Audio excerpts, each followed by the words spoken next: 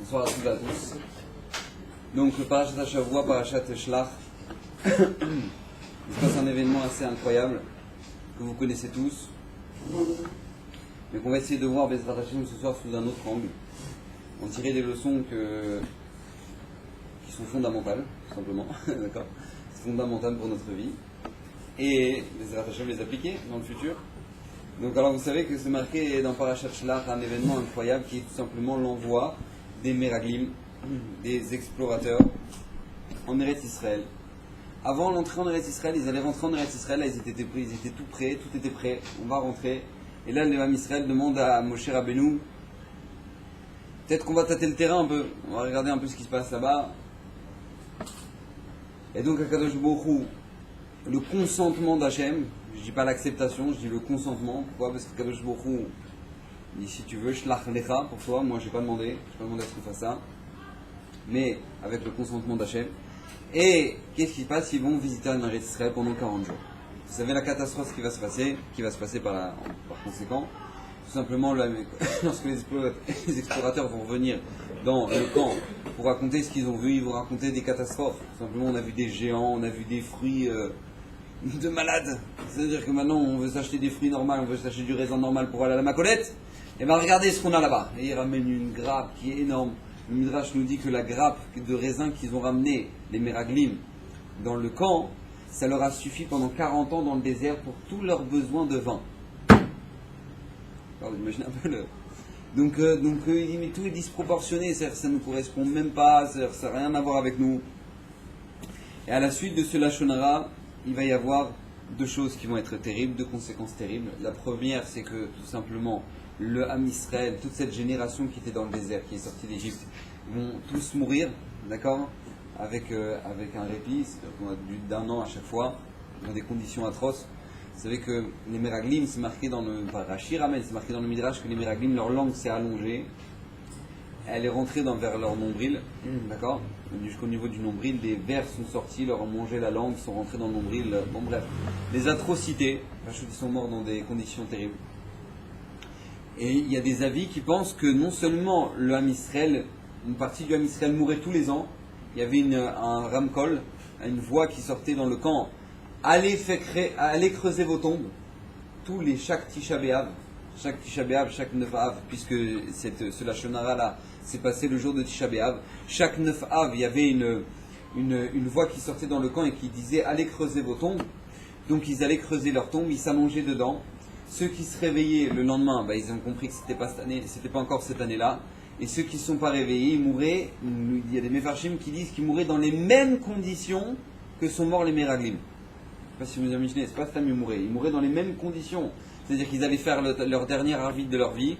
Ils disaient au revoir peut-être à toute leur famille. Je ne sais pas si vous imaginez un peu l'ambiance, quoi. Tout le monde pleurait, papa, tu vas mourir, papa, je veux que tu sois là, papa, je veux que tu restes avec nous, tous les enfants qui crient, les hurlements qui peuvent se passer, et tous les papas rentraient dans des tombes.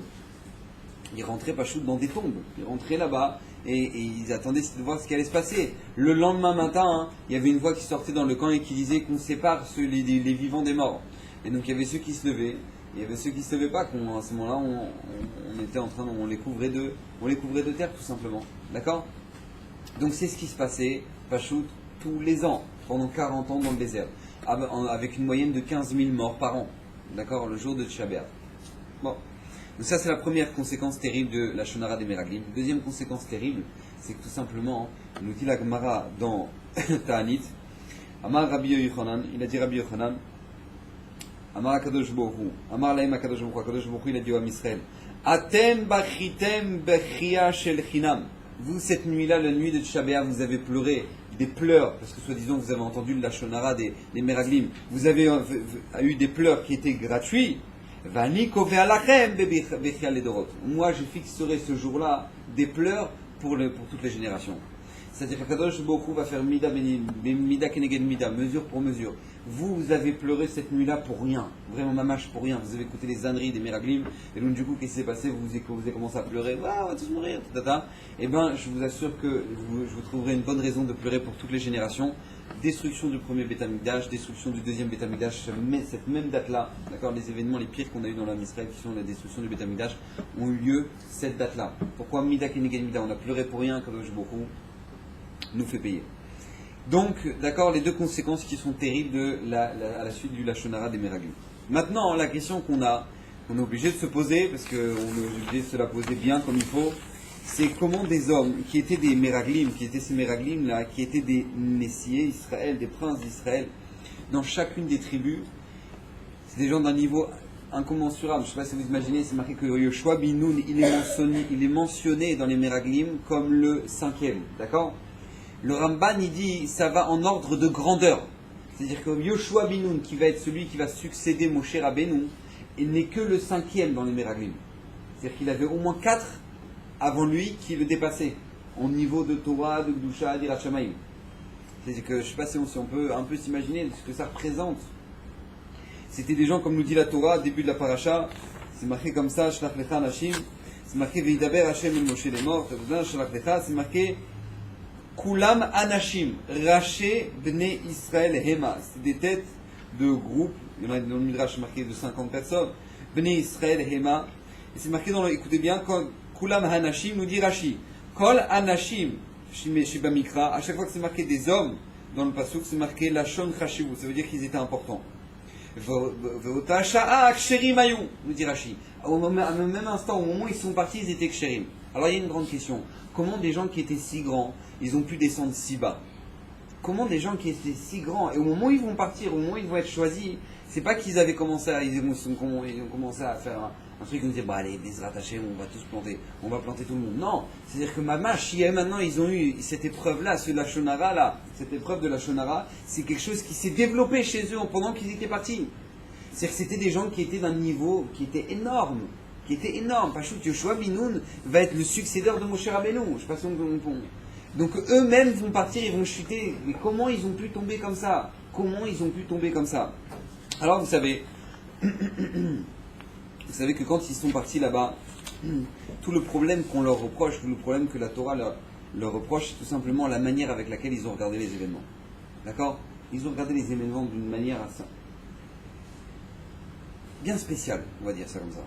Ils ont regardé les événements d'une manière bien spéciale. Pourquoi? Parce que tout simplement, eux, ils arrivent là-bas, ils voient des géants. Ils arrivent là-bas, ils voient des fruits qui n'ont pas une taille normale. Ils arrivent là-bas, ils voient des enterrements partout.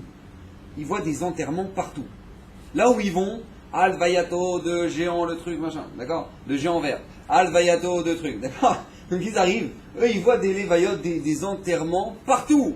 C'est-à-dire, il dit, mais qu'est-ce qu'on va faire ici dans cette terre? Tout le monde meurt, tout le monde truc, tout le monde des maladies, tout le monde des cancers, tout le monde des trucs, des machins, des ta. Après, ils arrivent avec des fruits, ils voient les mais c'est quoi ces fruits? On ne pourra jamais manger ça, comment on va rentrer dans ça dans une macolette? C'est bref, ils voient des problèmes partout. A priori, même le Ramban, il dit, on ne leur reproche pas d'avoir raconté ce qui s'est passé, mais quand ils ont donné leur avis, ça c'est le problème. Le problème, c'est quand ils ont donné leur avis, d'avoir amené des fruits, d'avoir un truc, a priori, bon, c'est... D'accord, ils ont voulu montrer ce qu'il y a là-bas. Mais le problème, c'est d'avoir donné leur avis. Ils ont donné leur avis. Il dit, mais Éphèse, on ne pourra jamais y arriver, on ne pourra jamais conquérir cette terre. Quand ils ont donné leur avis, là, ils ont chuté. Là, ils ont fait l'erreur. Maintenant, le problème, vous savez que le problème, c'est... Et c'est un problème qu'on a dans toute notre vie. Comment regarder un événement? Vous savez qu'on peut regarder un événement très très bien et regarder un événement très mal. Rashi nous dit à la Makom, il dit au moment où maintenant, eux, ils ont regardé, ils ont vu des enterrements partout. Qu'est-ce qui s'est passé, le fait que de voir des enterrements partout? Pourquoi ils ont vu des enterrements partout? Nous dit Rashi, pour leur foutre la paix. Pour pas que les gens, ils aient que ça à faire de regarder, oh, c'est qui eux là, hein, c'est nain là, d'où ils sortent là maintenant, qu'est-ce qu'ils font là? Et pour qu'ils les embêtent. Donc eux, tout simplement, ils faisaient des lévayotes partout. Là où ils se déplaçaient, il y avait un enterrement, pour qu'il n'y a personne qui les dérange. Mais maintenant, eux, comment ils ont vu ça? C'est Eretz Ochelet Yoshvea, c'est une terre qui mange ses habitants. Comme ça, ils ont vu. Tout le problème, c'est comment regarder un même événement. Ils voient des géants. Mais pourquoi il y a des géants ici? Tu te poses pas des questions? Pourquoi en Israël, il y a des géants? Pourquoi là-bas, tu vas au Cameroun, il n'y en a pas? Tu vois là-bas, tu vas en Israël, là-bas, il y a des géants. Qu'est-ce qui se passe? Pourquoi là-bas, sur cette terre-là? En plus, eux, c'est pas ça. C'est qu'ils voient des gens qui ont des mœurs qui sont très bizarres. Ils font la Gay Pride. Ils font des trucs très chelous. C'est-à-dire qu'a priori, c'est bizarre que là-bas, Hachem, il les avertit. Vous quittez Mitzraïm pour arriver sur une terre. N'agissez ni comme agissaient les Égyptiens, ni comme agissait le peuple de Canaan. C'est-à-dire que maintenant, là où ils vont, ils voient des gens qui font des trucs bizarres. Ils voient un comportement bizarre. Ils se disent, mais c'est quoi cette terre? Où ça va nous amener ça? Tel Aviv, truc. On peut jamais faire, on peut rien faire avec un truc pareil. Qu'est-ce que ça va faire? Le problème, c'est quoi? C'est qu'ils n'ont pas compris le message qui se cache derrière ça. Ils n'ont pas compris le message qui se cache derrière ça. Derrière ça se cache un message extraordinaire. Qui est que là où il y a la Touma, là où il y a une telle force de Touma, d'impureté, et que les gens ils se comportent n'importe comment, ils peuvent faire les pires avérotes qui existent dans le monde. Là-bas, c'est ça qui te permet de te révéler combien il y a de Gdusha. Parce que là où il y a là où il y a un potentiel extraordinaire de Touma, c'est là où il y a un potentiel extraordinaire de Gdusha. Là où il y a un potentiel extraordinaire de Gdusha, il y a de la Touma. Là où il y a Tel Aviv, il y a Bnei Brak. D'accord? Là où il y a le Kotel, à côté, voilà. D'accord? Donc c'est là où tu vas aller, là où il y a de la Gdusha, il y aura forcément de la Touma. Et ça, c'est ce qu'ils auraient dû voir. Ils auraient dû voir qu'au moment où maintenant ils voient des géants, si maintenant, c'était le fait d'avoir une corpulence qui est grande, c'est juste le reflet d'une force extraordinaire qui se cache ici. C'est-à-dire que pour que ces gens-là, quand ils grandissent, ils soient géants, ça veut dire que tout simplement, Kadosh Baruch Hu a donné une force particulière à cette terre. Ne serait-ce que dans les fruits. C'est-à-dire qu'il y a un potentiel qui se reflète à travers le fait que matériellement c'est grand, mais il y a un potentiel qui est phénoménal ici. Mais tout dépend comment tu regardes la chose. Une même chose, tu peux la regarder de deux manières différentes. La semaine dernière, on a ramené la Gemara avec Rabbi Akiva, et les Chachamim, ils sont arrivés aux portes de Rome, ils ont à des centaines de kilomètres de Rome, pardon, ils arrivent à des centaines de kilomètres de Rome, ils entendent des musiques, ils entendent des cris, eux ils se mettent à pleurer. Les Chachamim ils se mettent à pleurer, ils entendent ça, ils se mettent à pleurer. Ils disent mais c'est pas possible. Eux maintenant ces Goïm là, ces Réchaïm, ils sont en train de faire la fête, ils sont en train de profiter, alors que nous maintenant notre Beth Amikdash il est détruit. Rabbi Akiva il rigole. Rabbi Akiva il rigole. Ils ont vu les deux la même chose. Tous les Chachamim là, ils ont tous vu la même chose. Rabbi Akiva il rigole. Il dit mais pourquoi tu rigoles Akiva? Il dit parce que tout simplement, pourquoi vous pleurez? Il dit parce que voilà, eux ils sont en train de profiter alors que nous le Beth Amikdash est détruit. Alors Rabbi Akiva dit c'est pour ça que je rigole. Si déjà eux qui font des avérotes et qui pêchent toute la journée, et bien qu'est-ce qui se passe? Eux déjà Kadosh Baruch Hu leur permet d'être si joyeux. Alors à plus forte raison quand Mashiach va venir, quelle joie on aura nous? Quelle joie on aura? Ils arrivent à l'endroit du Beth Amikdash, ils pleurent, tout le monde pleure, s'arrache les vêtements, Rabbi Akiva il rigole. Rabbi Akiva, à ce moment-là, il dit Rabbi Akiva, pourquoi tu rigoles? Il dit mais vous, pourquoi vous pleurez? Il dit parce que là-bas, sur cet endroit où c'est marqué que personne, un étranger n'a pas le droit de rentrer et qu'il meurt si jamais il rentre, là-bas il y a des renards, il y a des trucs. Ah, il dit mais moi c'est pour ça que je rigole. Si déjà le prophète qui avait prophétisé ça, la prophétie s'est appliquée, alors ça a plus forte raison que quand Mashiach, la prophétie de Mashiach elle va s'appliquer. Ils ont vu la même chose, il y a deux manières de regarder une chose. Deux manières de pouvoir regarder un même événement. C'est qu'une fois la fille du Chafetz Chaim, elle était mariée avec un homme d'une grandeur inimaginable. Cet homme-là, il s'appelait Rav Hirsch Levinson. D'accord? Rav Hirsch Levinson. Le Chafetz Chaim, il a écrit une œuvre qui s'appelle le Mishnah Brura. D'accord? Sur le Shulchan Aruch, une œuvre extraordinaire, le Mishnah Brura. Et il a écrit, pour la plus grande partie, il a étudié avec son gendre, Rav Hirsch Levinson. Maintenant, le Rav Hirsch Levinson, il est mort très jeune. Très jeune. Je sais pas, 30 ou 40 ans. Je sais pas. En tout cas, il est mort jeune. Et la fille du Chafetz Chaim, elle va voir son père et elle pleure. Elle dit Papa, Akadosh Baruch Hu, il n'a pas trouvé mieux que mon mari. Hachem n'a pas trouvé mieux que mon mari. C'est une merveille. Tout le monde allait dire c'est le futur Gadol Hador, c'est le futur Chafetz Chaim. Tout le monde le voyait. C'est un homme extraordinaire. Et elle dit mais quoi, Hachem, il n'a pas trouvé mieux que mon mari? Le Chafetz Chaim, à ce moment-là, il lui dit tu sais, normalement dans le ciel, il y avait un décret que un tiers du Ham Israël devait mourir. Un tiers du Ham Israël devait mourir. Et Akadosh Baruch Hu, il a préféré prendre ton mari. Un tiers contre ton mari. Le Rav Pinkus, il pose une question extraordinaire. Il demande mais je ne comprends pas. 20 ans plus tard, il va y avoir la Shoah. Et 20 ans plus tard, au moment de la Shoah, qu'est-ce qui va se passer? Il y a un tiers du Ham Israël qui va être tué. Un tiers du Ham Israël qui va être tué au moment de la Shoah. Donc il demande Rav Pinkus à quoi ça a servi. Le Chafetz Chaim il dit voilà, ton mari il est parti à la place de qui? À la place du un tiers du Ham Israël. Maintenant 20 ans plus tard, il y a un tiers du Ham Israël qui est parti. Alors à quoi ça a servi? Il dit Rav Pinkus parce que pendant ces 20 ans-là, il y a tous les grands du Ham Israël qui vont être après la guerre qui sont nés. Ou qui ont grandi en tout cas. Le Rav Aaron Kotler, le Rav Moshe Feinstein, le Chazonish. Tous ces gdolim là, quand est-ce qu'ils ont grandi? Pendant ces 20 ans, entre la mort du Rav Lemnisov et la Shoah. Il dit, on ne sait pas, on ne connaît pas les cheshbonot. On voit quelque chose, ça a l'air terrible. Mais quand on regarde sous un autre œil, on se rend compte que c'est de là se cache toute la tzala du Ham Israël. En tout cas de l'Europe des Juifs d'Europe de l'Est. Il faut comprendre que maintenant on peut voir une chose. Vous savez qu'une fois, il y a un Juif qui était aux États-Unis qui, tous les Shabbats, Kavua, tous les Shabbats, il allait devant le banc de la Beta Knesset pour fumer ses cigarettes le Shabbat. Il fumait ses cigarettes, fumait ses clopes, hop, il écrasait les mégots, il en fumait une autre. Devant la Beta Knesset, au moment de la sortie, tout le monde le voyait. Grosse provoque, quoi. Shabbat, Yom Kippour, truc, rien à faire. Devant la Beta Knesset, il s'asseyait sur le banc. Alors une fois, le Rav, il va le voir. Il va le voir. Il lui dit, excuse-moi, mais je voudrais juste te poser une question. Qu'est-ce qui se passe? Pourquoi tu fais ça? Tu veux fumer Shabbat, tu veux pas faire Shabbat? Moi Shabbat. Mais pourquoi devant la Beta Knesset? Tu as besoin de t'asseoir devant la Beta Knesset, fumer, écraser tes mégots devant nous. Pourquoi tu fais ça? Alors lui, à ce moment-là, très énervé, il dit, vous croyez que je vous connais pas, vous, hein, les soi-disant rabbins, vous croyez que je vous connais pas? Et à ce moment-là, il commence à raconter son histoire. Il dit, moi je vais vous raconter qui je suis. Moi je suis un juif qui a vécu les camps. J'ai vécu la Shoah et je m'en suis sorti Baruch Hashem. Maintenant, qu'est-ce qui se passe là-bas dans les camps, là-bas, j'ai vu ce que vous étiez, vous les rabbins. Je regarde, il dit, pourquoi, qu'est-ce qui se passe? Il dit, là-bas, je me rappelle, il y avait un rabbin qui avait une paire de tefilines. Une paire de tefilines. Et au moment où on avait cette paire de tefilines, là, on n'avait rien à manger. On avait froid, rien à manger, on avait la peau sur les os.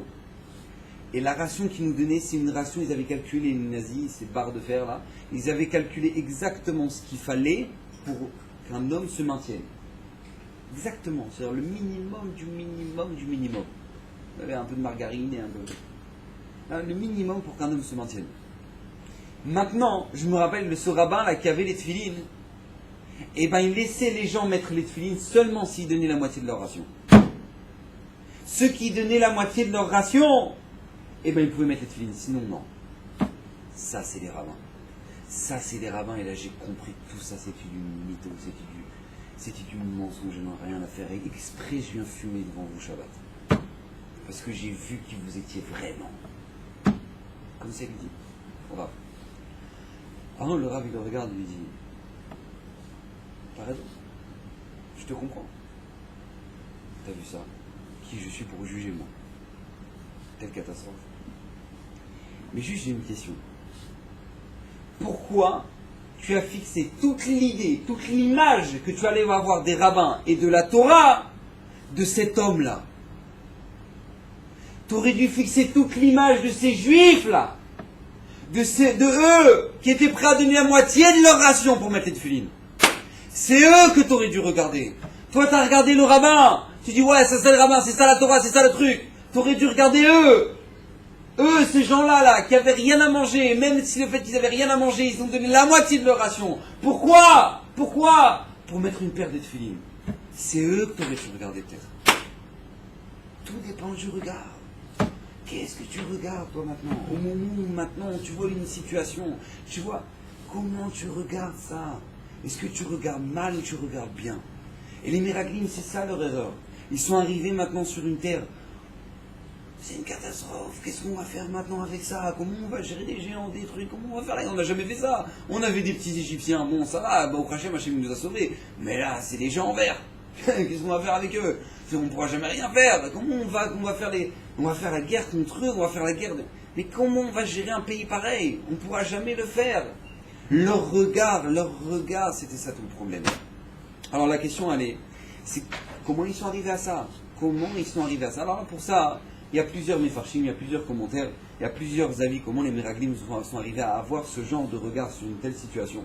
Le premier que je trouve, personnellement, vraiment beau, c'est ceux de la Chassidoute, le Khatam Sofer, le Baal Shem Tov, les autres, d'accord, presque tous les Gdolei Chassidim, ils expliquent comme ça la faute des Meraglim. C'est que tout simplement, en fait, les Meraglim, ils étaient dans un endroit, ils vivaient dans un désert, où maintenant, ils vivaient tout simplement dans les mains d'Hachem. Ils vivaient avec la Shrina.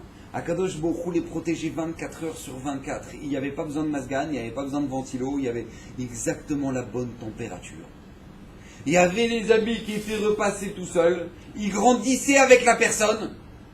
C'est-à-dire que maintenant, il n'avait pas besoin de commencer à aller chez le tailleur, chez le truc. Ça serait passé. Le matin, il se levait, il avait son habit repassé. Tout ça, c'est les miracles de Hanan et Kavod. Ils avaient de la manne, ils avaient le goût qu'ils voulaient dans la manne. Le manger des malachim. Je ne sais pas, pour vous donner une notion, c'est que le Harizal, il raconte que... le Raphaël Vital, qui était l'élève du Harizal, il raconte qu'en fait, il a été très très peu de temps. Je crois qu'il a étudié que 2 ans avec toute la Torah que nous on a, Torah Takabala du Harizal, c'est que 2 ans d'études. Je vais vous imaginer un peu ce que ça veut dire, 2 ans d'études avec le Harizal. Maintenant, vous imaginez bien que le Harizal, bon, il le bombardait. C'est-à-dire, d'accord, il ne s'arrêtait pas, des chidushim, Et lui, le Raphaël Vital, il n'arrivait pas à gérer. Comment encaisser autant de chidushim, autant de Torah Takabala. Il oubliait, il n'arrivait pas à enregistrer tout. Et il n'y avait pas l'été. Donc lui, maintenant, il ne savait pas comment faire. Alors il est parti voir son maître, le Harizal, il lui a dit « Rav, je suis désolé, mais c'est trop de Torah en peu de temps. J'arrive pas à... » ce moment-là, le Harizal, il a dit « Alors viens avec moi. » Ils ont pris la barque, ils sont partis à Tibériade. Ils sont partis sur le lac de Tibériade. Et à ce moment-là, il a montré dans le lac de Tibériade, il a dit « Voilà, c'est ici qu'il est le puits de Myriam, qu'il y avait dans le désert. » D'accord. Le puits de Myriam, au moment où ils sont rentrés en Eretz Israël, et bien tout simplement, il s'est caché dans le lac de Tibériade. Donc maintenant, lui, le Harizal, bon, bien sûr, comme d'hab, il savait tout. Donc lui, le Harizal, il arrive dans le lac de Tibériade, il dit, voilà, c'est ici. Prends ton verre et bois. Et tu verras que maintenant, tu n'oublieras plus la Torah. Ainsi dit le Harizal, le Raphaël Vital, il raconte sur lui-même, j'ai pris mon verre, tac, j'ai bu, et depuis, j'ai plus oublié la Torah de mon maître. Je ne sais pas si on peut s'imaginer ce que ça veut dire. C'est-à-dire que l'âme Israël, ils étaient dans le désert, ils buvaient du puits de Myriam, ils n'oubliaient pas la Torah, et c'était quelle Torah? Torah de Moshe. Torah de Moshe. C'est-à-dire que Torah de Moshe, ils étaient dans le désert, ils avaient la Torah de Moshe, ils avaient tous les plus grands bonheurs qui existent dans ce monde-ci. Tout. Ils avaient aucun problème. Donc en fait, les Meraglim, c'est ça qui les a dérangés. Ils allaient arriver sur une terre avec des gens qui sont pervertis, des gens qui sont géants, des gens qui... Et ils sont arrivés là-bas, ils me disent, mais imagine ce qu'on quitte, ce qu'on est en train de quitter. On est en train de quitter tout simplement l'Olam Haba. On va quitter l'Olam Haba pour arriver ici. L'Olam Haba pour arriver ici, c'est pas possible. Ils sont arrivés, ils ont paniqué. Nous, on ne peut pas quitter ça. On ne peut pas rater ça. Donc tout simplement, ils voulaient rester dans ce même... Il dit, le Mefarshim, il dit, c'est comme un bébé dans le ventre de sa mère. Un bébé dans le ventre de sa mère. Il étudie toute la Torah, il a un malach avec lui, il mange de ce que sa mère elle mange, il boit de ce que sa mère elle boit. Il est tranquille, il est pépère, c'est l'Olam Haba. Il dit Yov qu'il n'y a pas plus grand bonheur que au moment où maintenant l'enfant il est dans le ventre de sa mère et qu'il étudie toute la Torah de sa maman. Il n'y a pas plus grand bonheur que ça. Mais le problème c'est quoi? C'est qu'il y a un moment où il faut couper le cordon. Il y a un moment où il faut sortir de ça, d'accord? C'est pas un enfant, il reste pas tout là-bas toute sa vie. Il y a un moment où il faut sortir. C'est exactement ça. Ils disent les Mefarshim, c'est exactement ça. C'est qu'eux, ils n'arrivaient pas à sortir de ça. Ils n'arrivaient pas, ils étaient devenus accros à ça. C'est pour ça que d'ailleurs, un des Onashim qu'ils vont recevoir, c'est que leur langue, elle va grandir jusqu'au nombril. Pourquoi jusqu'au nombril? Parce que tout simplement, Eretz Israël, c'est le nombril du monde, c'est le centre du monde. Et aussi parce que tout simplement, ils ont eu cette erreur-là, à l'image de l'enfant qui est dans le ventre de sa mère. Ils n'ont pas su couper le cordon. Donc leur langue va grandir jusqu'au nombril à cause de ça. Ça, c'est la première explication. Deuxième explication, c'est tout simplement, quand on regarde de manière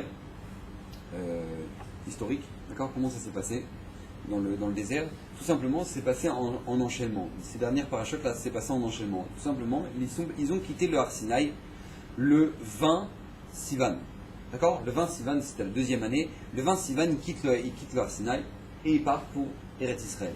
Direct, normalement, c'est direct Eretz Israël. Maintenant, après 3 jours de marche, ils commencent à se plaindre. Ah, on va manger, un truc, on veut du poulet, on veut des trucs. Bon. Alors du coup, qu'est-ce qui se passe? Akadosh Baruch Hu va leur envoyer les cailles. D'accord? Parachat la semaine dernière, il va leur envoyer des cailles. Pendant 30 jours, ils vont manger de la caille. Jusqu'à mourir. 30 jours, ils vont manger des cailles. Bon. Maintenant, une fois qu'ils ont fini les cailles, il y a l'histoire des Shivim Skenim. D'accord? Fin de la parachat de la semaine dernière. Je sais pas si vous avez su, au moins. Shabbat. Ouais. Maintenant, il y a les Shiurim. Qu'est-ce qui s'est passé là-bas? Moshe Rabbeinu, il doit convoquer 70 sages. Maintenant, le problème, parce qu'il y en a 2 en trop, si on en prend 6 de chaque tribu, il y en a 2 en trop. Donc, qu'est-ce qui se passe? Il va mettre 2 bulletins blancs. Mais ces 2 bulletins blancs ne vont pas être pris au sort, parce que tout simplement, il y en a 2 qui ne vont pas se présenter au moment du tirage au sort, qui sont Eldad ou Medad. Eldad ou Medad, eux, ils vont rester dans le camp. Écoutez bien, ils vont rester dans le camp. Ils ne vont pas aller tirer au sort, bien qu'ils étaient aptes à ça, mais ils vont pas aller tirer mais nous qui on est, nous c'est bon, nous-mêmes on n'y va pas, on n'a pas envie de se taper l'archouma à avoir un bulletin blanc. D'accord, ils étaient persuadés que c'était eux, quoi, c'était les plus bas. Moment où ils vont rester dans le camp, ils vont faire une prophétie. C'est quoi la prophétie qu'ils vont faire? Moshe met ve Yoshua Marnis. Moshe va mourir et Yoshua va faire entrer les Bnei Israël en Eretz Israël. D'accord, c'est la prophétie qu'ils vont faire. Vous savez qu'il y a une halakha dans les grottes de prophétie, regardez le Rambam, un prophète n'a pas le droit de garder sa prophétie. Il est obligé de la dire. S'il ne la dit pas, il est chayav mita. D'accord? Donc eux, ils vont dire leur prophétie, ils vont faire savoir. Ben voilà, on vient de prophétiser que tout simplement Moshe, il va mourir, et Yoshua Binoun, il va faire rentrer en Eretz Israël. Maintenant, je ne sais pas si vous imaginez un peu la violence de la nouvelle. Jusqu'à présent, il n'y a pas eu encore Meriva où Moshe, il a frappé le rocher. C'est une prophétie qu'on vient de recevoir, que Moshe Rabbeinu il va mourir avant de rentrer en Eretz Israël. Mais maintenant, l'entrée en Eretz Israël, c'est dans quelques jours. Je ne sais pas si vous avez. C'est-à-dire qu'en gros, on est en train de leur annoncer que Moshe il va faire un arrêt cardiaque d'ici 3 jours. Et ils ne savent pas. Moshe met Yoshua Marnis. Moshe il va mourir, Yoshua il va rentrer. Ils ne savent pas ce qui se passe maintenant. Makara. Bon. Maintenant, Yoshua, lui, quand il entend ça, il va voir Moshe, il va dire mais il faut les mettre en prison ceux-là. C'est quoi ces prophéties-là qu'ils font? Moshe Rabbeinu il va dire Alvaï, que tout le peuple d'Israël il soit prophète. Top. Tzipora, c'est bien. Tzipora, elle entend cette prophétie-là. Elle entend que Eldad ou Medad, ils ont fait une prophétie. Au moment où elle entend que Eldad ou Medad, ils ont prophétisé, elle va dire une phrase, Tzipora, Umlalot neshotem shel elu. Tzipora dire oh les pauvres ces femmes-là de Eldad ou Medad. Myriam, elle entend Tzipora dire ça. Elle lui demande à Tzipora, mais pourquoi tu dis ça, Tzipora? Makara. Elle dit parce que Moshe Rabbeinu, il vient de me divorcer. Tzipora, elle venait de divorcer de Moshe Rabbeinu parce que Moshe Rabbeinu, il devait s'adresser à Kadosh Baruch Hu chaque instant, etc., etc. Donc, il ne pouvait pas rester marié avec Tzipora, d'accord? Donc, elle, Myriam, elle entend ça, elle va voir Aaron. Elle dit, mais attends, mais comment ça se fait que maintenant, Tzipora, elle est divorcée maintenant? Quelle différence? Moshe, il est prophète. Nous aussi, on est prophète. Moi, je suis prophétesse. Toi, tu es prophète, Aaron. Au moment où elle pose cette question-là, Hachem, dire après M. Shulvitch, il n'y avait que Hachem qui pouvait comprendre qu'il y avait du Hachonara là-dedans. La Shonara, elle va devoir sortir 7 jours. 7 jours du camp, tout le monde attend Myriam qui sort du camp. Pendant ces 7 jours-là, il va se passer l'histoire de Korach. Pendant ces 7 jours où Myriam est en dehors du camp, il va se passer l'histoire de Korach. D'accord? À la fin des 7 jours, Myriam revient, ils envoient les Meraglim. D'accord? Ils envoient les explorateurs. Donc écoutez bien. Les explorateurs, déjà, ils avaient en tête, ils ont entendu ce qui s'est passé avec Eldad ou Medad. Que Moshe Rabbeinu, il va mourir. Eux, ils ont entendu ça. Donc, ils vont en Eretz Israël, explorer Eretz Israël. Et quand ils arrivent là-bas et qu'ils voient, il y a des géants, il y a des fruits qui ne sont pas normaux, tout le monde meurt, truc, et on n'a plus Moshe. Et on n'a plus Moshe. Donc là, ils commencent à paniquer. Vous savez, quand les gens ils commencent à faire genre l'angoisse, genre 5 minutes avant le mifran, quoi. Genre, toi également, t'as un truc? C'est pas bien. C'est quoi, c'est des géants, des trucs, on en a plus Moshe. C'est-à-dire la panique, quoi. La panique. La panique. Ils viennent d'entendre que Moshe il va mourir. C'est-à-dire qu'eux, ils vont revenir, ils vont dire c'est bon, on y va. Moshe il va mourir. Je sais pas si vous imaginez un peu le contexte. Donc il y en a qui disent que c'est pour ça qu'ils se sont trompés. C'est pour ça, ils ne voulaient pas ça. Ils avaient trop peur de l'avenir. Rentrer en Eretz Israël, c'est la fin des miracles, c'est la fin de tout ce qui se passe là maintenant. Plus de nuée de gloire, plus de manne, plus de trucs et des fous furieux. Qu'est-ce qu'on fait? On n'a plus Moshe. Mais ils savent combien ça a coûté cher quand il n'y avait pas Moshe au monde du Vaudor. Ils savent. Donc qu'est-ce qui s'est passé? Panique. Panique, la Shonara. D'accord? Il y en a qui expliquent comme ça. Il y en a qui expliquent encore autrement. C'est que tout simplement, ils se sont dit, on n'a plus de mérite. On n'a pas assez de mérite. On a fait le veau d'or dans le désert. D'accord? Hachem nous a sortis d'Égypte, ok, c'est bien beau. Hachem nous a sortis d'Égypte, ok. Mais là, au pied du Arsinaï, il y a eu le veau d'or. Là maintenant, on va rentrer dans un pays. On vient d'avoir 30 jours de caille. Je ne sais pas si vous imaginez maintenant, historiquement, on comprend. On vient d'avoir 30 jours de caille où le Ham Israël, ils se sont plaints, Hachem nous a punis bien comme il faut. On arrive chez des gens qui vont être géants. On n'a pas de mérite. on n'a pas de mérite. Donc tout simplement, eux, ils étaient persuadés que l'Am Israël n'avait pas suffisamment de mérite pour pouvoir rentrer, comme c'est dit le Chafetz Chaim. Ils étaient persuadés que l'Am Israël n'avait pas suffisamment de mérite. Très bien, autre explication. Une autre explication, une troisième explication encore, c'est tout simplement, ils se sont dit, nous, maintenant, on a un statut ici. On est dans le désert, on a un statut, on est des princes. D'accord? On a une responsabilité sur l'Am Israël. On va rentrer en Eretz Israël, on n'aura plus de responsabilité. Alors les gens ils comprennent pas, ouais en fait ils veulent du kavod, ils veulent de l'honneur, ils veulent des trucs, non pas du tout. C'est qu'il y a une Gemara incroyable. La Gemara elle raconte plusieurs fois, c'est marqué dans la Gemara. C'est marqué qu'une fois, par exemple, je me souviens, je crois que c'est Rav Yosef. Rav Yosef, il avait une question pendant 20 ans. Je sais pas, c'est pas exact mais à peu près comme ça. Rav Yosef, il avait une question qu'il avait pendant 20 ans. Et au moment où il est devenu Rosh Yeshiva, il a eu la réponse. Vous imaginez un peu le truc. C'est-à-dire, ça fait 20 ans que Rav Yosef il avait une question sur une Gemara qu'il ne comprenait pas. Et au moment où il est devenu Rosh Yeshiva, il a eu la réponse. Mina Shamaim, il a compris. Ah, bah c'est ça la réponse. La Gemara, elle dit de là on apprend que quand quelqu'un il grandit dans les responsabilités, il reçoit une aide d'Hachem particulière. Plus une personne grandit dans les responsabilités dans la Torah, plus il reçoit une aide d'Hachem pour pouvoir éclairer les gens, pour pouvoir aider les gens, etc. Donc eux, comment ils ont réfléchi les Meraglim? Ils se sont dit, nous on est en Égypte, mais nous on est dans le désert, mais on a des responsabilités. Donc Baruch Hashem, en fonction de ça, on reçoit une aide d'Hachem. On va rentrer en Eretz Israël, on n'aura plus rien. On n'aura plus rien. Et ils n'étaient pas prêts à ça. Ils n'étaient pas prêts pour ça. Ça, ils n'étaient pas prêts. Ils n'étaient pas prêts. Donc du coup, qu'est-ce qui s'est passé? Ils ont fait de la Shonara. D'accord? Donc plusieurs explications pour comprendre qu'est-ce qui s'est passé avec les Meraglim, comment les Meraglim nous sont arrivés à faire du Hashonara. Très bien. Maintenant, toutes ces explications, elles sont jolies, elles sont bien, c'est extraordinaire. Bon, franchement, ça nous permet de comprendre qu'est-ce qui s'est passé. Mais qu'est-ce qui s'est passé? La question, elle est comme ça. Maintenant, on va encore un niveau au-dessus. On a demandé au début quelle était leur erreur. Maintenant, leur erreur, à cause de quoi elle est venue. Maintenant, qu'est-ce qui s'est passé à la racine? Pour que maintenant, ils aient commencé à paniquer. Pour que maintenant, ils ont eu peur de perdre leur statut. Pour que maintenant, ils ont commencé à se dire, on n'a pas de mérite. Pour que maintenant, on commence à se dire, mais on n'a pas moché. Qu'est-ce qui a fait que maintenant, ils ont chuté comme ça? La réponse, elle est toute simple. Écoutez bien. Et c'est là tout le shiur de ce soir. Un manque de Emouna. Un manque de Emouna. Point. On a posé la question début du shiur. Comment ces gens-là, qui étaient des sommités en Torah, des sommités, des géants, ils ont pu regarder Eretz Israël comme ça? Alors c'est vrai, il y a des explications, parce qu'ils avaient peur de ça, mais de quoi t'as peur? Mais de quoi t'as peur? C'était quoi leur problème? Un manque de Emouna. La Torah, Parashat Hashavua, Parashat Shlach, elle vient nous donner une grande claque, Rabotai. Elle vient nous apprendre à regarder où un homme peut arriver, même s'il est un grand Talmid Chacham, quand il manque de Emouna. Un manque de Emouna. Ils sont arrivés en Eretz Israël, ils ont vu des géants. Vous savez que ça, ce qui s'est passé avec les Meraglim, je vous le dis entre nous, mais c'est l'histoire de la vie de chacun. C'est l'histoire de la vie de chacun. Chacun, on a un explorateur. Maintenant, on a la vie devant nous. D'accord? Les Meraglim, ils avaient Eretz Israël à explorer. Nous, on a la vie à explorer. Maintenant, tu commences ta vie, tu vois des géants. Tu vois des géants. Tu dis, attends, faut aller à ça. On doit faire ça. Ils ont 16 ans maintenant. 16 ans, 17 ans, truc. Alors, vous savez déjà quel métier vous allez faire? Je me rappelle déjà au collège, en 6e, genre, tu sais déjà ce que tu vas faire comme métier. Ouais, bravo. On va faire pompier. Ouais.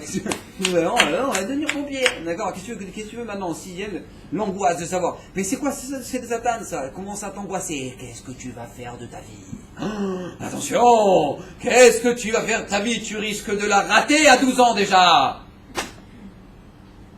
Mais c'est ça! C'est qu'on commence la vie, on te montre, regarde, il y a des géants. Oh, des géants! Et il y aura des fruits gigantesques. Et on peut mourir.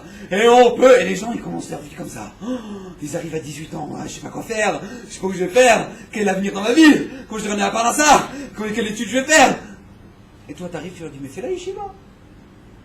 Fais la yeshiva. Mais la yeshiva, mais le séminaire, mais c'est pas possible. Mais c'est trop possible. Mais je vais rater ma vie. Et les gens, ils te parlent comme ça. Je dis, mais non, faut que je fasse, comment ça s'appelle là? les trucs avec moitié séminaire, moitié truc là. Faut que je fasse le Sherout Leumi. Voilà, faut que je fasse Sherout Leumi. Parce qu'on sait jamais, un an de séminaire, ça peut me tuer. Ma vie, ratée complètement. Un an de séminaire, mais ça va me rater ma vie. Comment ils réfléchissent ces gens-là? Ben, j'arrive pas à comprendre. Comment ils réfléchissent? C'est-à-dire, qu'est-ce qu'ils voient devant eux? Genre, ils voient des géants. C'est pas possible, ils voient des géants. Tu vois des géants. Tu leur dis, mais fais un an de yeshiva, un an. Non. Ouais, je vais faire 2 mois. Pendant juillet-août. Papa, allô? Un an. Genre, on dirait sa vie, elle va... il va rater sa vie, genre, il va rater le coup de téléphone qui va le faire milliardaire, genre. Tu vois, genre... Mais comment ils réfléchissent les gens? Comment ils réfléchissent les gens? Comme les Meraglim. Comme les Meraglim. On leur dit, va explorer. Va explorer, va regarder un peu comment ça ressemble. Ils disent, non, il y a ça, les géants, des trucs. Non, on peut pas. Trop de responsabilités, trop de trucs, trop d'angoisse, trop de trucs. Papa, allô, il y a un bon Dieu. Il y a un bon Dieu. Et la preuve, Yoshua et Kalev. Yoshua et Kalev. Comment ils vont être sauvés, eux? Comment ils vont être sauvés? Vous savez, la leçon qu'ils nous apprennent, Yoshua et Kalev. Une grande leçon extraordinaire, c'est marqué comme ça. Au début, les matés Ephraim, Oshea Binoun. Vient la Torah quelques psukim plus loin. Veikra Moshe les Oshea Binoun Yehoshua. Il a appelé Yehoshua. D'accord? Il a fait un Shinui Hashem. Avant de partir, il a fait un changement de nom. Et Mefarshim, il me pose la question, il dit, mais attends, Yehoshua, il a des pistons, quoi. Vous imaginez, il a été pistonné, Yehoshua. Il était super pistonné, c'est bon. Alors il aurait dû changer, Moshe Rabbeinu, il aurait dû changer le nom de chacun, et comme ça chacun il reste sain et sauf. Pourquoi Yoshua, lui maintenant, Yoshua, lui il a été sauvé? Alors les Mefarshim ils disent, parce que maintenant on comprend très bien, du fait que Eldad ou Medad ils ont fait la prophétie que Moshe Rabbeinu il va mourir, et Yoshua c'est lui qui va les faire entrer en Eretz Israël, Moshe Rabbeinu il avait peur de Yoshua. Il avait peur. Il s'est dit, lui, ça risque d'être le Meragel numéro 1. Parce que lui, c'est mon élève. Il sait que Yoshua, il tient à Moshe Rabbeinu plus que tout le monde. Plus que tout le monde. Il aime Moshe plus que tout le monde. Donc Moshe, il s'est dit, attends, tout simplement, lui, il va aller voir les Eretz Israël, il va commencer à paniquer. Il va dire, en plus, c'est moi qui dois les faire rentrer ici. Mon maître, il va mourir. Il va dire, c'est bon, ne rentrez pas. Ne rentrez pas. Donc Moshe Rabbeinu, il a senti l'histoire, il a dit non, je vais l'aider, Bezrat Hashem, à vraiment avoir la Bechira, à vraiment avoir le libre arbitre comme il faut. Il va lui changer son nom Yehoshua, nous dit Rashi, écoutez bien, Yehoshua. Il palait la lave, Moshe il a prié sur lui. Ya Yoshiacha mietzat miraglim. Akadosh Baruchu, lui il te sauvera. Ka Yudhe Yoshiacha mietzat miraglim. Lui il te sauvera. Ça c'est pour Yoshua. Le deuxième qui a été sauvé, c'est qui? Kalev Ben Yefune. Qu'est-ce qu'il a fait, Kalev Ben Yefune? Chez qui il a été? Pas tous ensemble. Il a été à Hebron, d'accord? Il est comme ça. Veyalou Ben Negev, Veyavou à Hebron. Donc ils sont montés du Negev et c'est marqué d'un coup. On parle du pluriel et d'un coup à l'infinitif, d'accord? Veyalou, ils sont montés du Negev, donc du sud. Veyavo au singulier à Hebron. Le dit Rashi. Veyavo à Hebron. Kalev Levado. Il n'y a que Kalev qui est parti à Hebron. Que Kalev. Alors, Cham, il est parti là-bas. Venish Tateach, il s'est prosterné al Kivre Avot. Shelo Iye Nisat Lechaverav Liot Beetzatam. Pour pas maintenant être influencé par les Meraglim. Rabotai, ici, on reçoit la première leçon de Emouna, de Yoshua et Kalev. Tu veux savoir comment ne pas avoir peur dans ta vie? Tu veux savoir comment chaque chose, que ce soit pas un géant, et que ce soit pas ça, et que ce soit pas... Tu veux savoir? Première chose, vois Hachem dans chaque chose que tu fais. Pourquoi Kalev il est parti là-bas chez les Avot? Pourquoi il est parti là-bas? Pour éveiller le mérite, pour rentrer en lui le sroud des Avot. Que quoi? Que c'était des gens qui posaient pas de questions dans leur vie. Les Avot, c'était des gens qui ne posaient pas de questions dans leur vie. Hachem il a dit on le fait. Hachem il a dit on le fait. Nekuda. C'est ce qu'on doit faire. La volonté d'Hachem, on existe pour ça. On existe pour ça. Il n'y a pas d'intérêt personnel, il n'y a rien. Il n'y a que Hachem. Ça c'est les Avot. Ça c'est les Avot Akdoshim. Donc Caleb, il est parti là-bas parce qu'il a senti maintenant qu'il risquait d'être influencé dans son choix. Il voyait des gens, il voyait des trucs. Mais lui, il manquait de Emouna. Il s'est dit, mais c'est pas possible, c'est un manque de Emouna. Pour que ça me fasse peur, c'est que je manque de Emouna. Il est parti là-bas chez les Avot HaKadoshim. Yoshua Binoun, il s'est rappelé, Akadosh Baruch Hu, il n'y a que lui qui peut me sauver. Il n'y a que lui qui peut me sauver. Renforcer sa Emouna. Renforcer sa Emouna. Et ça, c'est la première leçon qu'on reçoit. Au moment où maintenant dans ta vie, tu as l'impression que tu as des géants, tu as des trucs, on te dit, mais va aller, Shiva, va au séminaire, renforce-toi en Torah, fais des shurim, fais des trucs, ta. Et tu dis, mais ça te paraît, mais c'est pas possible, mais comment j'ai la carrière, et les trucs, et les machins. Papa, allô? Mais il y a un bon Dieu sur terre.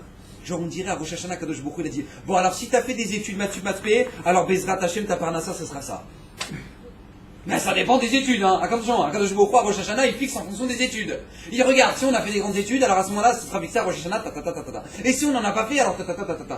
Allô, il y a un bon jeu, c'est lui qui décide, c'est lui qui gère, il fait ce qu'il veut. D'accord? Il fait ce qu'il veut. Il fait ce qu'il veut. C'est un manque de Emouna. C'est un manque de Emouna. Ça, c'est la première chose. Deuxième chose, deuxième leçon de Emouna qu'on reçoit de Yoshua et Caleb. Au moment où maintenant ils arrivent et ils témoignent au Ham Israël, ils racontent ce qui s'est passé, ils racontent tout ce qu'ils ont vu. À ce moment-là, Caleb il vient et il a besoin de se faire entendre. Qu'est-ce qu'il va faire? Il va trouver une super solution. J'ai déjà fait la bracha.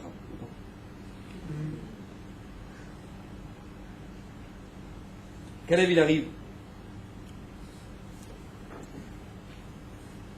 et il fait taire le peuple. Vias Caleb et Ta'am El Moshe. Vayomer Alona ale ve'yajenu ota ki yachol nuchala. Nous, Caleb, il va commencer à parler. Il y a tous les Meraglim qui commencent à ouais, on va tous mourir, on va tous crever, truc, rentrer en Égypte, d'accord? Lui, Caleb, il arrive. Il fait taire le peuple. Comment il fait taire le peuple? Nous dit Rachid. C'est bien ce qu'il a fait. Il va faire semblant d'aller dans leur sens. Comment il va dire? Véri Zobilvala, ça la nouvelle Amram. Est-ce qu'il n'y a que ça qui nous a fait le fils d'Amram? Genre, Kilou, il parle même pas Moshe. Genre, même pas Moshe, quoi, je te calcule même pas. Genre, pas Moshe, le fils d'Amram. Est-ce qu'il n'y a que ça qui nous a fait le fils d'Amram? Alors, le Ham Israël, ils sont Dieu. Chut, tu sais qu'est-ce qu'on va voir? Qu'est-ce que Caleb va raconter? Attends, qu'est-ce qu'il va raconter? D'accord? Ils sont sûrs que maintenant, Caleb, il va commencer à lâcher le. À ce moment-là, Caleb, il dit, mais il nous a ouvert la mer. Il nous a donné la manne. Il nous a fait ça, et ça, et ça, et ça. Qu'est-ce qui vous arrive? Qu'est-ce qui vous arrive? Qu'est-ce qu'il a fait ici, Caleb? Caleb, il a fait un raisonnement tout simple que chacun de nous, on doit savoir faire dans notre vie. Tout simple. Tout simple. Regarde. Tu te soucies si dans un an, tu as de quoi manger. Mais il y a un an, tu avais de quoi manger? C'est comme ça que tu dois réfléchir. Tu te dis, mais comment je vais faire dans ma vie? Et comment ça? Et comment on a parlé de ça? Et le truc? Et la santé? Je veux tout le monde? Il est malade? Et le truc? Et machin? Ça, je comprends pas. Jusqu'à maintenant, c'était bien. Jusqu'à maintenant. Ça se passait bien. Alors, mais se rattacher. À Kadosh Baruch Hu, il n'y a pas de raison. Il n'y a pas de raison qui n'enlève sa bracha. Mais vous savez ce qui enlève la bracha? Il dit Rav Elimelech Menezan, c'est quelque chose d'extraordinaire. À partir du moment où un homme il commence à avoir des questions. Et comment je vais faire? Et comment truc? Il dit sur le pasuk dans Parashat Shemitah, il dit Vechi tomru manuchal beshnat hashvit. Quand le Ham Israël se demandera qu'est-ce qu'on mangera la 7e année. Ça c'est marqué dans la Torah. Vechi tomru manuchal. Il dit le Rav Elimelech Menezan, quelque chose d'un chidouche extraordinaire. Il dit à partir du moment où un juif il se pose la question, mais qu'est-ce que je vais manger, qu'est-ce que je vais truquer, Akadosh Baruch Hu dit, oulala, rac, ferme le robinet. Tu te soucies, tu veux commencer à te débrouiller tout seul, débrouille-toi tout seul, rac. Il ferme les robinets. Une personne qui commence à se dire, mais qu'est-ce que je vais manger? Mais attends, mais j'ai pas compris. Allô? Jusqu'à maintenant, quand tu étais petit, tu avais de quoi manger, tu as grandi, tu avais de quoi manger. Tu as eu de quoi manger. Qu'est-ce qui se passe là maintenant? Qu'est-ce qui se passe que maintenant tu commences à te poser des questions et des trucs et des machins? Alors les gens disent, mais c'est la maturité. Mais c'est pas du tout la maturité, c'est pas du tout la maturité. La maturité, c'est de savoir se dire que quand un Kadosh Baruch Hu, il a su te faire grandir jusqu'à maintenant, il t'a donné jusqu'à maintenant, il t'a jamais manqué de rien jusqu'à maintenant, et t'avais de quoi manger, et t'as jamais crevé de faim, et ben Baruch Hashem, un Kadosh Baruch Hu, jusqu'à maintenant, il t'a donné à manger. Alors c'est la maturité de commencer à se dire, ah mais comment je vais faire? Comment je vais faire? Mais dis-moi, elle est où ta Emouna? Elle est où ta Emouna? Et c'est ça que Caleb lui leur dit. Il leur dit, maintenant vous posez la question avec des géants et des trucs. Attends, mais j'ai pas compris. Et l'Égypte, qu'est-ce qui s'est passé avec eux? Première puissance mondiale, rac, il ne laisse plus personne. On est arrivé devant la mer, on avait un souci. On savait pas comment où aller. Bah, pas de problème, machin nous sous la mer. On arrive dans un désert, on n'a pas de quoi manger. Pas de problème, on nous envoie le pain du ciel. Un pain du ciel. Allô? Un pain du ciel. Non, tu demandes comment on va commencer à gagner les géants. Mais elle est où la question? Elle est où la question? Ça, c'est une deuxième manière qu'on doit savoir, qu'on doit être clair. Comment gérer notre émouna? Comment gérer notre émouna? Le problème, c'est quoi? C'est que nous, on en manque. On en manque. Et ça, mamache, c'est l'histoire des miracles. On doit se poser la question, où est-ce qu'on en est, nous? Est-ce qu'on fait partie de Yoshua et Caleb ou c'est qu'ils disent, mais comment on va faire? Et comment on va gérer? Et comment on va faire? On doit avoir une émouna claire. On doit avoir une émouna claire. Et si le Ham Israël, ils n'avaient même pas demandé Bichlal, s'ils n'avaient même pas demandé Bichlal à pouvoir envoyer des miracles, ils n'avaient même pas demandé ça, ils auraient eu des miracles extraordinaires, ils ne seraient même pas rentrés dans 40 ans de désert.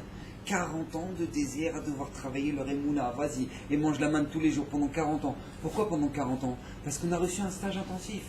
Stage intensif d'émouna. Stage intensif d'émouna. Tout le temps.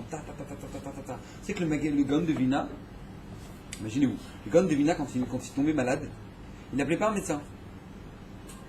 Le Gaon de Vilna, quand il tombait malade, il appelait le Maguid Midouvno. Pour lui faire du moussard. C'est un peu... C'est qu'il appelait le Maguid Midouvno pour lui dire allez, vas-y, fais-moi une dracha. Quel rapport? Quel rapport? Non, si je suis malade, c'est qu'Akadosh Baruch Hu, maintenant, il est en train de m'appeler, là. Il est en train de me dire il y a quelque chose qui va pas. Il y a quelque chose qui va pas. Allez, renforce-toi. Donc, j'ai besoin de moussard, j'ai besoin de me renforcer en toi, on ira jamais. J'ai besoin de Emouna. Donc, oui, une fois, je ne sais pas si je vous ai raconté, le Gaon de Vilna, il est arrivé chez son frère, qui était malade pour faire Biko Cholim. Enfin, la mitzvah de Biko Cholim. Il arrive chez son frère, il voit un médecin qui est en train de le guérir. Alors il demande qu'est-ce qu'un médecin fait dans la maison d'un juif? C'est la question du Gaon de Vilna. Qu'est-ce qu'un médecin fait dans la maison d'un juif? Imaginez, avec le Gaon de Vilna, il n'y a plus de Méouchedet, plus de Léoumi, plus de trucs, plus rien. Maintenant, qu'est-ce qu'un médecin il fait dans la maison d'un juif? Alors à ce moment-là, le médecin un peu vexé, ouais, un peu vexé quand même, un peu beaucoup, d'accord? Et s'il n'y a pas besoin de médecin, alors pourquoi Hachem nous a créés? Alors le Gaon de Vilna, il dit bah oui, c'est comme le cochon. Il nous a créés pour pas le manger. C'est une Gaon de Vilna. Vous imaginez un peu le Gaon de Vilna? Bah oui, c'est qu'il nous a créés pour pas en manger. C'est le Nisayon, c'est l'épreuve. Est-ce que maintenant tu vas tomber là-dedans ou pas? Maintenant on n'est pas au niveau, d'accord? Allez à Mel ou Khredet, allez au Laloumi, le Chas Shalom, que j'ai pas du sang sur les mains, d'accord? Restez tranquille. On n'est pas au niveau, je vous assure. Même si celui qui dit ouais, moi je suis au niveau, non, il a fumé, d'accord? Donc qu'est-ce qui se passe?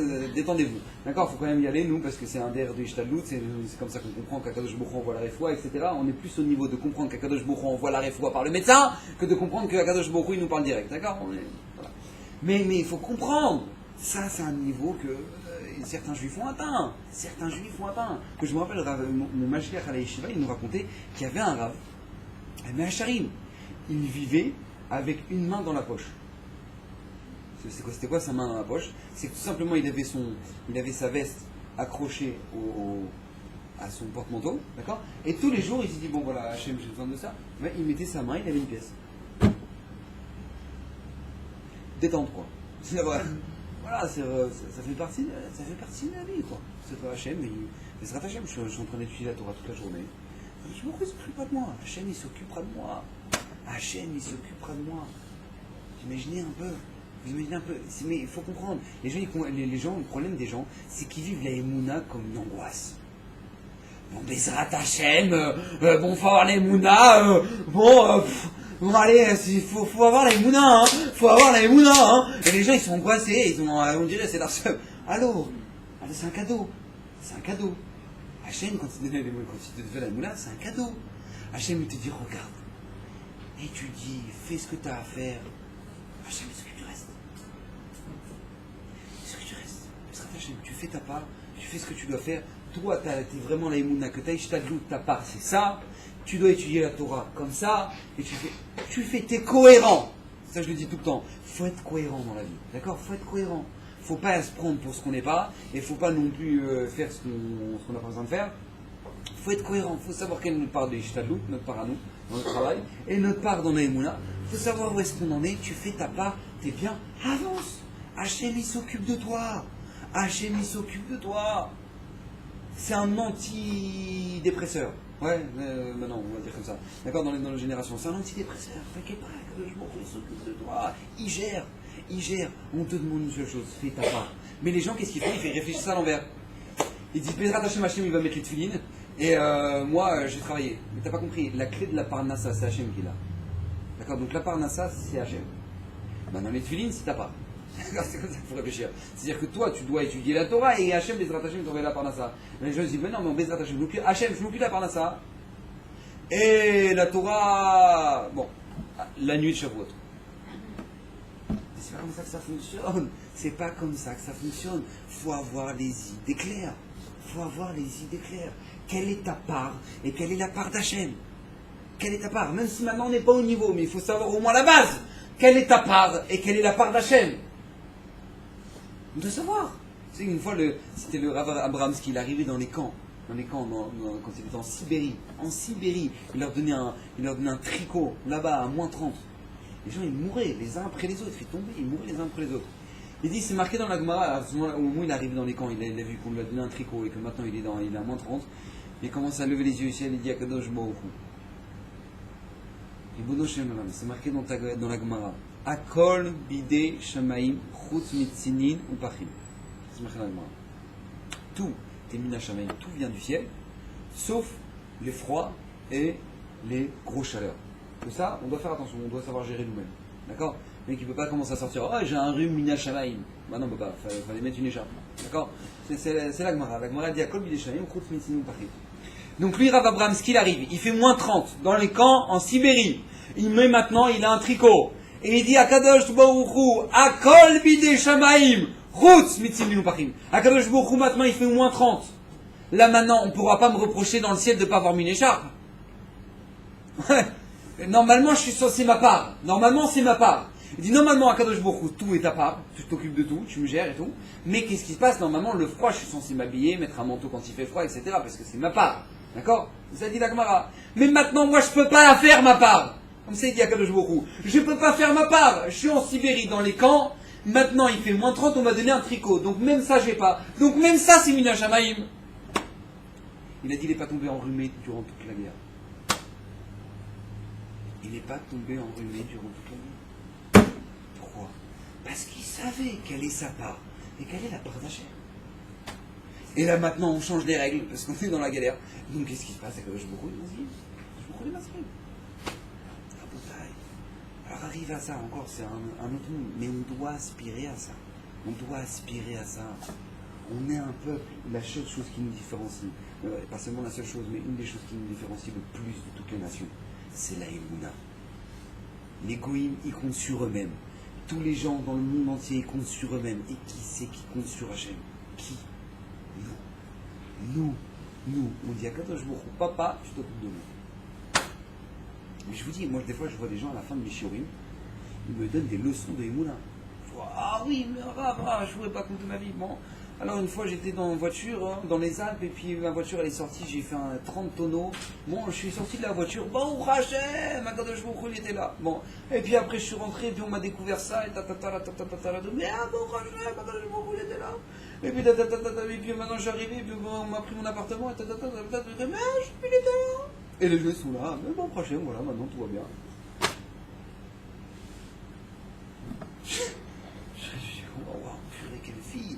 Mais les gens, ils disent, waouh, viens avec Hachem.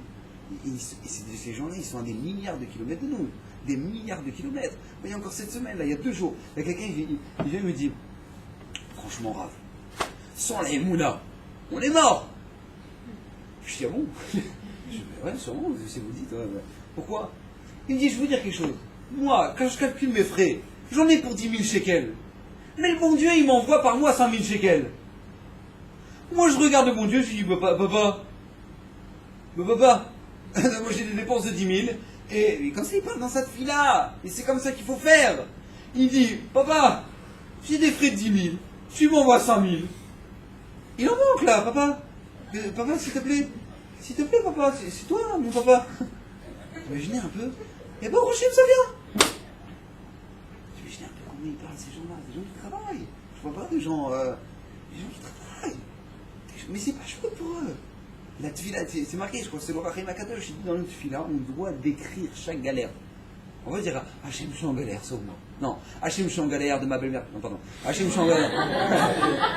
Hachem, je suis en galère de mon truc, de mon pot, décris chaque détail, décris chaque détail. Chaque détail. Hachem, comme je puis, voilà, là, j'ai fait une entrée de ça, maintenant, il y a ça qui est sorti, et puis il y a le garagiste qui m'a pris une tonne, et Hachem, je te supplie. Et Hachem, il s'occupe de ses enfants. Il s'occupe de ses enfants. Mais je vais vous dire une chose. Plus on décrit dans notre fila, plus on parle avec Hachem dans notre fila, plus ça rentre la émouna en nous. Parce que tu sens qu'Hachem il t'entend. Tu dis, Hachem, je suis en galère. Bon, arrête, Hachem, ça reste un bon Dieu. Et toi, tu es en galère et Bezrat Hachem, il est mystadère. Non, quand tu parles avec lui, Hachem fait ça, et ça. Bon, c'est compliqué, ça. Tu parles, tu sens qu'il est proche de toi. C'est comme ça qu'on nous demande d'agir. Encore une fois, notre vie, elle ressemble au Meraglim. On a le choix. Chaque chose, ça peut paraître des géants. Chaque chose, ça peut paraître des trucs. Mais c'est quand ça? Quand tu as un manque d'Emouna. Quand tu n'as pas de manque d'Emouna, tu t'appelles Yeshua, tu t'appelles Kalev. T'avances, t'as pas de problème avec ça. Il n'y a rien qui te fait peur. Donc, Bezrat Hashem, on puisse être à l'image de Yeshua et Kalev, qu'on puisse grandir en Torah, en Mirachamim, mais en Emouna. Bezrat Hashem.